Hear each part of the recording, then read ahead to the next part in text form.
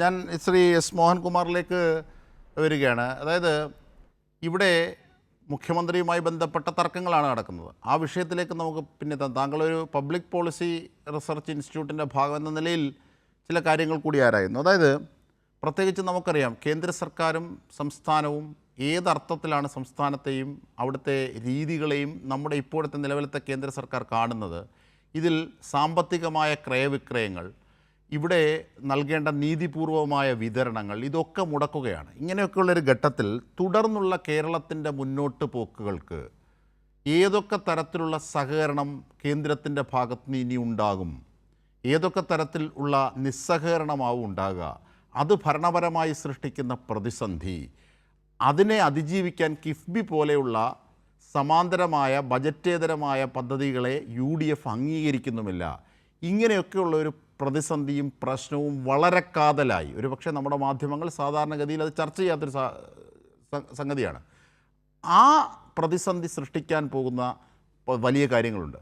ഈ കേന്ദ്ര സർക്കാരിൻ്റെ ഇത്തരത്തിലുള്ള നിസ്സഹകരണവും അർഹമായ തടയലിനെയും അതിജീവിച്ച് മുമ്പോട്ട് കുതിച്ചു പോകാനുള്ള ബദൽ മാർഗങ്ങളോ രാഷ്ട്രീയ കരുത്തോ UDFന് ആ അർത്ഥത്തിൽ രൂപപ്പെടുത്താനാകുമോ? ഇങ്ങനെയൊക്കെയുള്ള ഒരു വലിയ ചോദ്യം ഞാൻ ശ്രീ എസ് മോഹൻകുമാറിൻ്റെ മുമ്പിലേക്ക് വെക്കുകയാണ്. ഇവിടെ പ്രധാനമായിട്ടും ഇന്നിപ്പോ കേരളത്തിലെ ഇപ്പോൾ അധികാരത്തിൽ വരാൻ പോകുന്ന, അധികാരത്തിൽ വന്നു കഴിഞ്ഞ വളരെ നല്ല ഭൂരിപക്ഷത്തോടു കൂടി 102 സീറ്റോടു കൂടി അധികാരത്തിൽ വരുന്ന UDF ഗവൺമെന്റിന് അവരുടെ മുന്നിൽ കുറെ പോസിറ്റീവായിട്ടുള്ള കാര്യങ്ങളുമുണ്ട്, അതോടൊപ്പം തന്നെ ചില വെല്ലുവിളികളുമുണ്ട്. കേന്ദ്ര സർക്കാരുമായി ബന്ധപ്പെട്ട കാര്യങ്ങൾ ചർച്ച ചെയ്യുകയാണെങ്കിൽ ആ കേന്ദ്ര സർക്കാർ BJP അല്ലെങ്കിൽ NDA നേതൃത്വം കൊടുക്കാത്ത ഒരു സർക്കാരിനോട്, സംസ്ഥാന സർക്കാരുകളോട് ഇന്ത്യയിൽ എടുക്കുന്ന പൊതു നിലപാടിൽ നിന്ന് കേരളത്തിലെ UDF സർക്കാരിനും ഒരു വ്യത്യസ്തമായ ട്രീറ്റ്മെന്റ് കിട്ടുമെന്ന് പ്രതീക്ഷിക്കാൻ ഇപ്പോൾ സാധ്യമല്ല. ആ രീതിയിൽ അതൊരു വെല്ലുവിളിയാണ്. പക്ഷെ അതിനേക്കാൾ ഉപരി ഇതിന്റെ പോസിറ്റീവ് സൈഡ്, ഇപ്പോ നിലവിൽ നിൽക്കുന്ന പോസിറ്റീവ് സൈഡ്, 15ാം ധനകാര്യ കമ്മീഷൻ കേരളത്തിന് 1.92% നികുതി വിഹിതമായി കേന്ദ്ര സർക്കാരിന്റെ വിഹിതമായി കൊടുക്കാൻ കൊടുത്തുകൊണ്ടിരുന്നത്. അത് 16ാം ധനകാര്യ കമ്മീഷൻ, അതായത് UDF സർക്കാർ അധികാരമേറ്റെടുക്കുന്ന വർഷം ഏപ്രിൽ 1 മുതൽ അത് 2.38 വർദ്ധിപ്പിക്കാൻ തീരുമാനിച്ചു കഴിഞ്ഞു. അത് UDF സർക്കാർ അവരുടെ സാമ്പത്തിക അവസ്ഥയിൽ നേരിടുന്ന ഒരു മെച്ചമാണ്. അതൊരു പോസിറ്റീവ് സൈഡായിട്ട് വേണം കാണാൻ. രണ്ടാമത്തെ കാര്യം, 2025-26 വർഷം, കഴിഞ്ഞ വർഷം 938 കോടി രൂപ കേന്ദ്ര സർക്കാർ സംസ്ഥാനങ്ങൾക്ക് അധികമായി കൊടുത്തു എന്ന് പറഞ്ഞ് കേരളം ഉൾപ്പെടെയുള്ള കേരളത്തിൽ നിന്ന് 938 കോടി രൂപ വെട്ടിക്കുറച്ചിരുന്നു കേരളത്തിന്റെ വിഹിതം. ഈ വർഷം അതുണ്ടാകില്ല. ആ രീതിയിലും ഒരു പോസിറ്റീവായിട്ടുള്ള ഒരു കാര്യമായിട്ട് വേണം ഇതിനെ കണക്കാക്കാൻ. ഈ രണ്ട് പോസിറ്റീവ് സൈഡും ഉള്ളപ്പോൾ തന്നെ നമുക്ക് ഇപ്പോ UDF സർക്കാർ അധികാരത്തിൽ വന്നു കഴിഞ്ഞാൽ അടിയന്തരമായി ചെയ്യുമെന്ന് ജനങ്ങൾ പ്രതീക്ഷിക്കുന്ന കുറച്ച് കാര്യങ്ങളുണ്ട്. UDF സർക്കാർ അധികാരത്തിൽ വരുന്നതിന് മുന്നോടിയായി ഇന്ദിരാ ഗ്യാരണ്ടി എന്ന് പറഞ്ഞു വെച്ച 5 ഗ്യാരണ്ടികളുണ്ട്. അത് ജനങ്ങൾ പ്രതീക്ഷിക്കുന്നുണ്ട്. അതുകൊണ്ടാണല്ലോ ഇത്രയും വലിയ ഭൂരിപക്ഷത്തിൽ അവരെ അധികാരത്തിലേറ്റിയത്. അതിൽ ഒന്നാമത്തത് റബ്ബറിന്റെ താങ്ങുവില 300 രൂപയാക്കും എന്നുള്ളതാണ്. അതിൽ ശ്രീമാൻ രാഹുൽ ഗാന്ധി കോട്ടയത്ത് പ്രസംഗിച്ചത് ആദ്യ ക്യാബിനറ്റ് യോഗത്തിൽ തന്നെ 250 രൂപയാക്കും എന്നുള്ളതാണ്. ഇത് ഇപ്പോൾ UDF സർക്കാരിന് അതൊരു ബാധ്യതയാവാൻ സാധ്യതയില്ല. കാരണം ഇപ്പോൾ തന്നെ കോൺഗ്രസ് റബ്ബറിന്റെ വില, ഇന്നത്തെ വില 243 രൂപയാണ്. 243ഉം 250 തമ്മിൽ വലിയ വ്യത്യാസമില്ല. ഈ 243 രൂപയാണെങ്കിൽ കർഷകര് സർക്കാർ കൊടുക്കുന്ന സപ്പോർട്ട് പ്രൈസായി 250 രൂപ വരാനുള്ള സാധ്യത കുറവാണ്. അതും ഒരു പോസിറ്റീവ് സൈഡായിട്ട് നിൽക്കാം. ഇത് എത്ര കാലം നിൽക്കുമെന്ന് നമുക്കറിയില്ല. കേരളത്തിൽ ഏകദേശം 6.25 ലക്ഷം ടൺ സ്വാഭാവിക റബ്ബർ ഒരു വർഷം ഉൽപ്പാദിപ്പിക്കുന്നുണ്ട്. ഇതിൽ 4.5 ലക്ഷം ടണ്ണോളം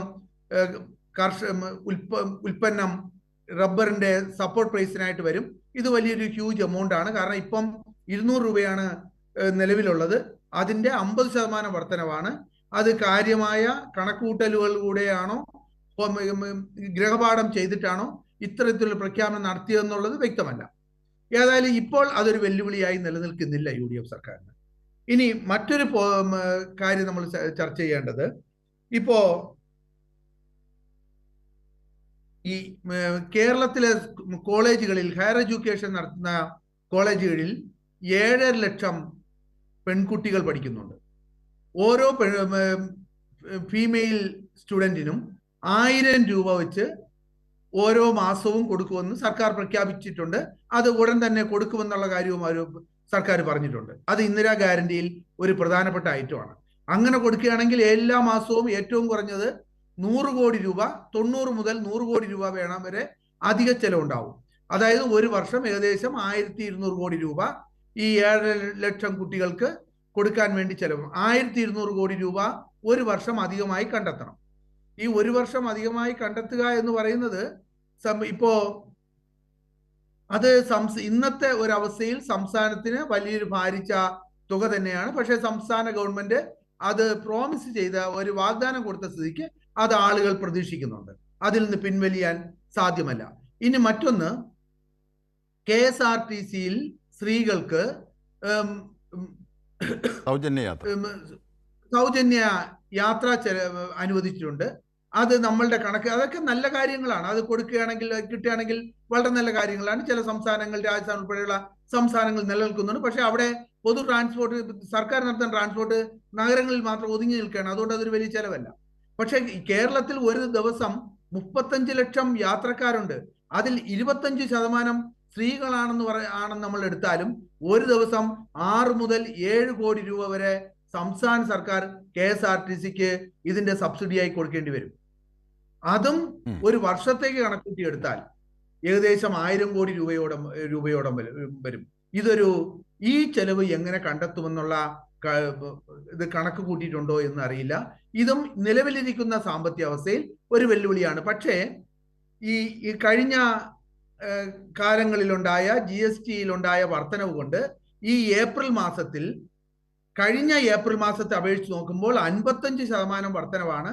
2025 ഏപ്രിൽ മാസത്തെ അപേക്ഷിച്ച് നോക്കുമ്പോൾ 2026 ഏപ്രിൽ മാസത്തിൽ GSTയിൽ കേരളത്തിൽ ഉണ്ടായിരിക്കുന്ന വർധനവ് 55%. 2200 കോടിയിൽ നിന്ന് 3500 കോടി രൂപയായി 3502 കോടി രൂപയായി വർദ്ധിച്ചു എന്നാണ് ഞാൻ മനസ്സിലാക്കുന്നത്. അത് വളരെ പോസിറ്റീവായി, വളരെ ഗണ്യമായി GST വർദ്ധിച്ചിട്ടുണ്ട്. പക്ഷെ ഇതൊന്നും പോരാ. ഇനി മറ്റൊന്ന്, ജനങ്ങൾ പ്രതീക്ഷിക്കുന്ന മറ്റൊരു കാര്യം, 2000 രൂപയാണ് ഇപ്പോൾ നമ്മൾ കൊടുക്കുന്ന ക്ഷേമ പെൻഷൻ. അത് ഏകദേശം 62 ലക്ഷം ആളുകൾക്ക് ക്ഷേമ പെൻഷൻ കൊടുക്കുന്നുണ്ട്. അതിന്റെ 50%, 62 ലക്ഷം ആളുകൾക്ക് ക്ഷേമ പെൻഷൻ കൊടുക്കാൻ ഏറ്റവും കുറഞ്ഞത് 1400 കോടി രൂപ സംസ്ഥാന സർക്കാർ ചെലവഴിക്കുന്നുണ്ട്. ഏപ്രിൽ മാസത്തെ ക്ഷേമ പെൻഷനും മുൻകൂർ കൊടുത്തിട്ടാണ് കേരള സർക്കാർ ഇപ്പോൾ LDF സർക്കാർ പടിയിറങ്ങുന്നത്. ഇനി മെയ് മാസം മുതൽ അത് കൊടുക്കേണ്ടതുണ്ട്. അപ്പോൾ അതിന്റെ 50% കൂടെ ചേർക്കുമ്പോൾ ഏകദേശം 2100 കോടി രൂപ അതിനുവേണ്ടി മാത്രം ഒരു മാസം 700 കോടി രൂപയുടെ അധിക ചെലവുണ്ടാവും.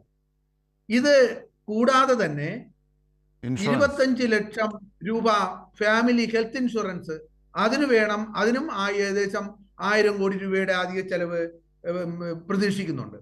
അപ്പോൾ ഇത്തരത്തിലുള്ള ഇന്ദിരാ ഗ്യാരണ്ടി സ്കീമുകൾ, ഈ 5 ഇന്ദിരാ ഗ്യാരണ്ടി സ്കീമുകളും ജനങ്ങൾ പ്രതീക്ഷിക്കുന്നതാണ്.